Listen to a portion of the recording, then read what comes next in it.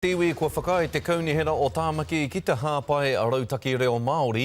Engari e pātai ana te uepu tohu Māori o te kaunihera kei hea ngā tai pito mo tau a rautaki. E whakahau ana te uepu i te kaunihera kia whakatū i ngā poupou o te rautaki kia kite mārika tuai i tōna whakatinanatanga. Nei rā a te o Kiwa McLean. Koi nei te āhua o te kaupapa here mō te reo Māori ki Tāmaki Makaurau. I roto i a mātou mahi, ka tae e tātou te whai huarahi mo te reo te kitea, te reo te rongohia, te reo te akongia, te reo te kōrerohia. Kua ono tau tēnei kaupapa here mō te reo e noho tārewa ana, nā Rama Ormsby i Waitohu, nā te mumu reo nā Waihoro i Shortland i whakamāori. E whāngā aronga matua ko te reo te kitea, te reo te rongohia, te reo te akongia, me te reo te kōrerotia.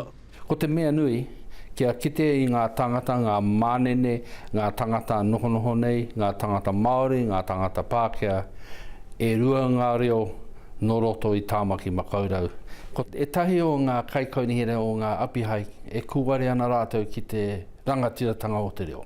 Hei tā te toihau tuarua o te Ohu Independent Māori Statutory Board, haunga te manawa reka o te poari i tā te kaunihera, me wawe ake tā rātou whakau i enei mātāpono.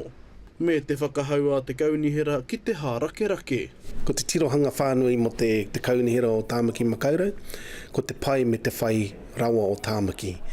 Ko tōna ao Māori, ko tōna rereketanga ki te ao. Nō reira ko tēnei tētei huarahi mō te kaunihera, hei whai atu ki te whakatinana hia tērā tirohanga whānui. Hei te paunga o te marama nei whakarewa hia ai he pūmanawa tautono hei arataki i ngā kaimahi a te kaunihera, wai hoki he rauemi e māmaake ai te rongohia o te reo ki ngā pātū o te kaunihera nei. Te o Kiwa McLean, te karere.